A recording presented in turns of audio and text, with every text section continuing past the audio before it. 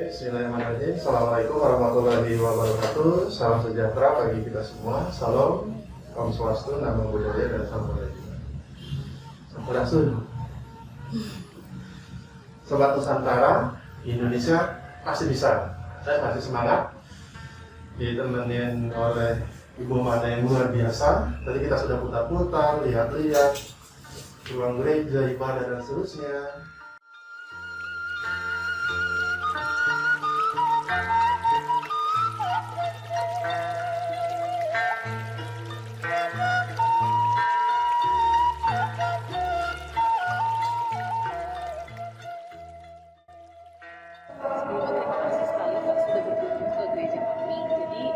Dari sisi arsitektural, dari sisi bangunannya, gereja ini dibagi menjadi dua zona utama.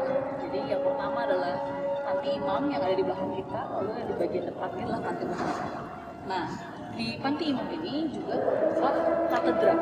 Jadi mungkin bisa dilihat ada satu kursi yang lebih tinggi, yang besar di belah sana, itu disebut dengan katedral.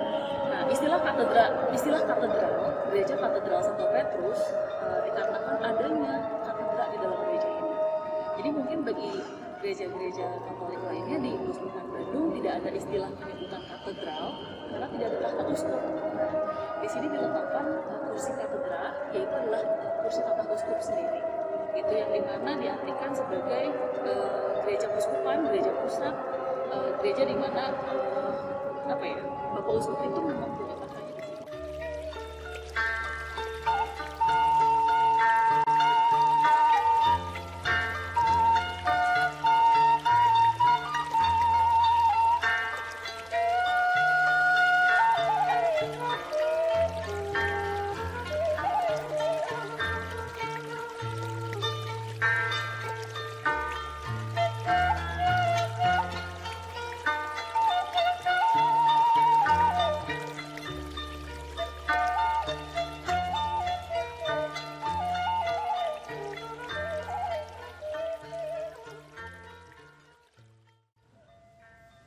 Jadi kegiatan ini merupakan kegiatan Merdeka Belajar Kampus Merdeka, pertukaran mahasiswa Merdeka Mandul Nusantara. Kita fokus di Mandul Nusantara.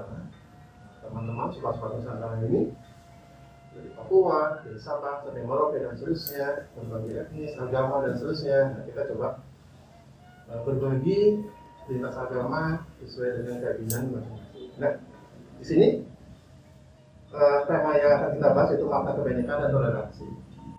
Sudah hadir di tengah-tengah kita Humas, gitu ya, hubungan masyarakat dari Gereja Katedral Santo Petrus Bandung. Beliau adalah Amanda Mulyati SSN, MPA. Bagaimana teman-teman? Sehat? Sehat Pak, terima kasih. Luar biasa ya, Bu Amanda ini semangat banget. Mulai kita tadi dijamu di dalam gereja dan seterusnya. Nah, Ibu Amanda, kita sedikit tadi sudah jelaskan sejarahnya cukup panjang sekali. Mohon izin Bu Amanda, mungkin ada kawan-kawan yang sedikit tadi terlewati sejarah dari gereja Katedral Santo Petrus Bandung ini bagaimana? Silakan Pak. Iya Pak, nah ini sambil saya tunjukkan bukunya Pak, biar supaya lebih kelihatan ya gambarnya. Jadi gereja Katedral Santo Petrus Bandung ini diawali dari sebuah gereja kecil yang ada di seberang dari gereja sekarang saat ini. Itu disebut dengan Gereja Fransiskus Regis, seperti ini bentuknya. Awal mulanya seperti ini. Ini ada di daerah Taman Vanda di depan, gitu. Bank Indonesia. Depannya Indonesia. Jadi Taman Vanda. Nah ini dulu tuh ukurannya hanya bisa menampung sekitar 280 orang saja Pak, gitu.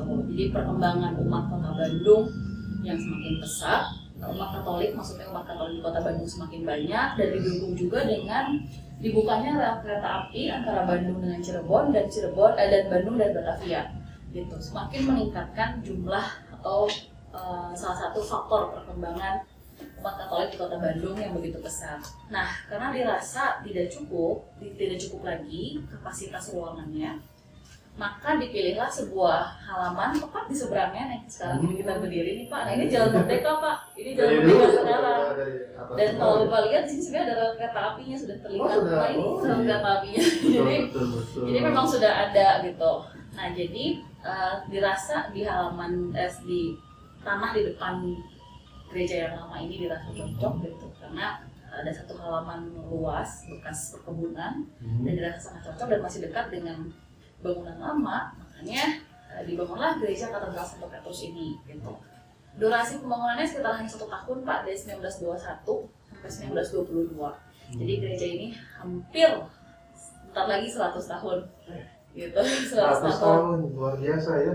Betul. Dan misalnya kalau kalian sendiri ini bentuknya masih sama semua, kita tidak ada sifatnya perubahan yang total karena ini juga kan sudah bagian dari cagar budaya Bandung Kelas A yang memang harus dipertahankan dari sisi bentuknya, dari sisi materialnya mungkin ya dan sebagainya gitu.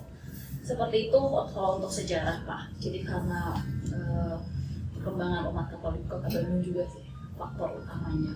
Luar biasa ya perjalanannya dan sekarang udah hampir 100 tahun. 100 tahun. Tapi gereja Fransiskus Regis itu sudah ada 1878 Pak. Jadi ya? sudah lebih dari 100 tahun. Luar biasa. Perjalanan yang panjang, pasti ada lika-liku dan seterusnya.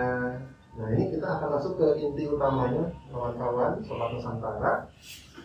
Dari gua mana sendiri nih, makna dari kebinekaan dan toleransi itu dari Katolik itu seperti apa? Oke, tentunya sangat punya sangat punya makna bagi kita gitu. Kita di sini hidup itu tidak hanya dalam satu kelompok tertentu, tapi juga dalam berbagai kelompok dan kita berdampingan gitu hidupnya. Nah, dengan makna pendampingan itu, dengan makna perbedaan itu justru bukan membuat kita berjarak, tapi saling mengenal gitu Pak, saling memahami gitu. Nah, dengan itu kan terciptalah sebuah keindahan, sebuah keharmonisan dalam kehidupan, entah itu dalam skala lingkungan misalnya Kota Bandung saja, lalu mungkin nanti bisa punya dampak secara nasional, bahkan juga bisa lebih besar lagi seperti itu. Ada kegiatan yang emang lintas agama biasa ya? Sangat banyak Pak di sini, sangat banyak. Jadi kita juga sering kedatangan tokoh-tokoh agama, relasi kita dengan tokoh-tokoh agama, tokoh-tokoh pemerintahan juga sangat baik. Dan misalnya kalau contohnya Idul Fitri, mereka mengundang kita untuk open house mereka, misalnya Bapak Gubernur atau tokoh-tokoh agama, ketua FKUB dan sebagainya, itu sangat baik sekali relasinya dengan kita. Jadi kita datang misalnya ke mereka, dan begitu juga dengan ketika Natal mereka juga datang kepada kita. Itu sudah terjadi, ada satu event disebut dengan open house gitu. Tapi open house itu bukan open house Natal lalu merayakan Natal bersama, bukan sih Pak, tapi lebih dalam ajang silaturahmi gitu. Nah itu sudah hampir 2 dekade kita melakukan itu. Dekade kawan. Itu sudah 2 dekade. Jadi mengenai agama boleh berbeda, gitu ya, boleh berbeda, kita sesuai dengan kepercayaan masing-masing, tetapi dengan ajaran dari Katolik, Kristen ataupun dari Muslim, gitu ya, Tionghoa dan seterusnya, kita sama-sama karena di duka bumi ini ya kita umat manusia yang memang sosial, makhluk sosial, nggak bisa luput peran orang lain yang saling berhubungan dengan yang lainnya. Luar biasa ya. Jadi 2 dekade itu tuh acara yang sudah rutin kita lakukan. Tapi ya sebelum 2 dekade itu memang hubungan kita sudah tercipta. Tapi akhirnya kita berpikir apa ya yang bisa event apa yang bisa membuat kita tuh berkumpul minimal satu tahun sekali gitu Pak. Gitu. Akhirnya diadakan event itu untuk bisa kita saling bersilaturahmi satu sama lain gitu. Itu kawan-kawan, itu ya, baik di Muslim, Katolik dan seterusnya, ada event khususnya kalau di Kota Bandung. Itu pun pasti ada kawan-kawan di Nusantara yang lain ya. Itu merupakan keindahan yang hanya ada di Indonesia tepatnya. Dan kita hari ini berpijak di Kota Bandung, kawan-kawan. Sobat Nusantara. Seperti ini Pak. Jadi ini nggak terlalu banyak sih di foto di sini ya, tapi intinya sih kedatangan teman-teman kita dari lintas agama, entah dalam skala pemerintahan, dalam skala mungkin anak-anak kecil Pak. Jadi kita juga sering kedatangan anak-anak SD, anak-anak bahkan TK, playgroup ini sudah bisa dikenalkan ke berbagai tempat ibadah gitu. Jadi mereka akan keliling dari gereja, lalu akan keliling ke vihara, mereka akan keliling ke Masjid Agung misalnya, lalu nanti mereka ke pura yang ada di Cimahi. Betul. Jadi dari anak kecil kok mereka sudah dikenalkan gitu. Jadi memang kita juga tidak menutup kehadiran teman-teman dari lintas agama. Terus juga ada penelitian-penelitian yang berkaitan dengan misalnya teologis keagamaan gitu, teman-teman kita dari beberapa universitas di Bandung maupun di luar Bandung secara rutin juga sering ke kita dan sering ngobrol gitu. Jadi bukan dalam karakter yang formal Pak. Kalau misalnya pemerintahan mungkin kesannya formal banget ya hubungannya gitu dengan tokoh-tokoh agama, tapi sebenarnya kita bisa mulai dari sesuatu yang justru jauh lebih dekat gitu, ya, lebih sederhana dari teman-teman universitas, anak sekolah gitu, seperti itu. Luar biasa ya. Kita tadi juga sudah berkunjung ke Masjid Lausa, hal yang sama juga dikatakan seperti itu. Di sini juga sama, di Katolik hal yang sama. Jadi saya kira ada di Indonesia saja sih kalau kawan-kawan Sobat Nusantara luar biasa kebanyakan kita, makanya sampai saat ini Indonesia masih kokoh. Betul. Sampai kapanpun. Betul. Sebenarnya harusnya kita lebih bisa memahami perbedaan juga Pak, karena dalam satu agama pun pasti sudah ada banyak perbedaan. Iya. Betul. Jadi kan misalnya ada yang dari Sunda, ada yang dari Jawa, dari budaya saya sudah beda. Betul. Gitu. Jadi kenapa membeda-bedakan, melipat gandakan perbedaan gitu Pak? Gitu. Malah memang kita harus dengan keberagaman ini menjadi suatu keindahan, gitu ya. Sehingga salah satunya juga menjadi daya tarik. Betul. Bahwa toleransi di Indonesia khususnya ini sangat luar biasa kawan-kawan modul Nusantara. Makanya kita saling erat dapat tangan satu dengan yang lainnya. Keyakinan boleh berbeda, tapi kita satu yaitu Indonesia, pasti bisa. Penjelasan yang luar biasa dari Mbak Amanda ini, penyampaian yang baik juga. Jadi sebenarnya sih kita ingin banyak sharing kembali, tapi karena waktu yang memisahkan kita, jika diizinkan waktunya nanti kita punya kesempatan mengenai hal-hal yang lain, bakti sosial dan lain seterusnya bisa kita bersama-sama, itu ya.